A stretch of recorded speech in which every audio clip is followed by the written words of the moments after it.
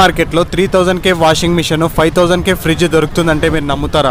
ఈ మార్కెట్ ఎక్కడో కాదు, బెంగళూరులో చిక్పేట్లో జరిగేటువంటి చోర్ బజార్. దీన్ని లోకల్ వాళ్ళు సండే మార్కెట్ అని అంటారు. ఇలాంటి నాన్ లోకల్ వాళ్ళు ఈ మార్కెట్ ని చోర్ బజార్ అనే అంటారు, ఎందుకంటే ఇక్కడ అమ్మే ప్రొడక్ట్స్ అన్ని అలాగే ఉంటాయి. ఈ మార్కెట్ స్పెషాలిటీ ఏంటంటే cheap rates K A to Z products అన్ని దొరుకుతాయి. మార్కెట్ లో బట్టలు అయితే చాలా ఫేమస్.